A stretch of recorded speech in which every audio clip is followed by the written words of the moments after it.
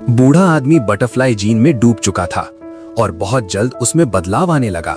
अगले ही पल उसके शरीर के अंदर से पंख फूटकर बाहर आ गए। असहनीय दर्द ने उसे बोलने तक लायक नहीं छोड़ा, लेकिन वो पूरी तरह लाचार था। वो जमीन पर गिर पड़ा और बटरफ्लाई मॉन्स्टर से रहम की भीख मांगने लगा। लेकिन बटरफ्लाई मॉन्स्टर उसे इतनी आसानी से कैसे छोड़ देता।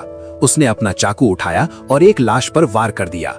उसी क्षण बड़ी संख्या में म्यूटेटेड तितलियां बाहर निकल आईं।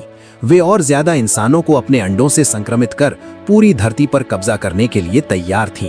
जल्द ही वे तितलियां इंसानी शरीर में घुसने लगीं। वे कीड़े की तरह धीरे धीरे अंदर रेंगती हुई आगे बढ़ रही थीं। जैसे जैसे वे बढ़ती गईं, अगले ही पल उस आदमी की पीठ से रंग बिरंगे तितली के पंख बाहर निकल आए।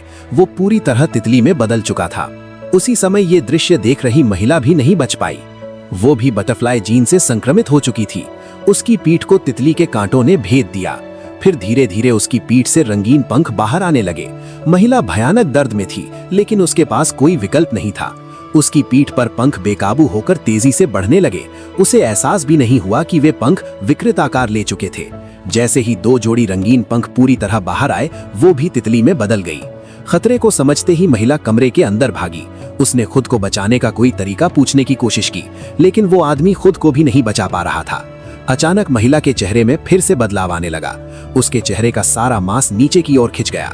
म्यूटेशन के उसी निर्णायक पल में महिला ने अपने हाथ आगे बढ़ाए। उसने लटक रहे आदमी को बचा लिया।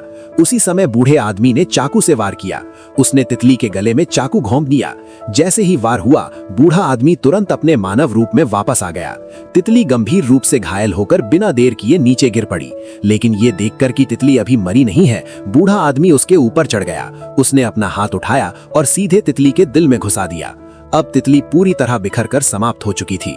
बिना किसी हिचकिचाहट के उसका शरीर तितलियों के झुंड में बदल गया और वे बाहर उड़ गईं। दूसरी ओर म्यूटेट हुए दोनों लोग भी फिर से अपने मानव रूप में लौट आए।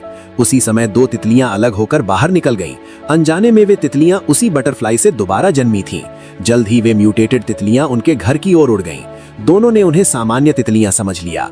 वे शांतिपूर्वक बाहर निकल आए, लेकिन जैसे ही वे बाहर पहुंचे, वे चारों ओर से तितलियों से घिर गए। कुछ ही देर में उन्हें पकड़कर फिर से उसी तितली के पास ले जाया गया। इस बार वो तितली काफी समय से उनका इंतजार कर रही थी। बूढ़ा आदमी ये नहीं जानता था कि तितली की आत्मा उन्हीं तितलियों में छिपी हुई थी।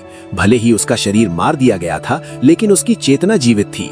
वो तितलियों के जरिए दोबारा जन्म ले चुकी थी और अब वो उनसे पागलों की तरह बदला लेने वाली थी।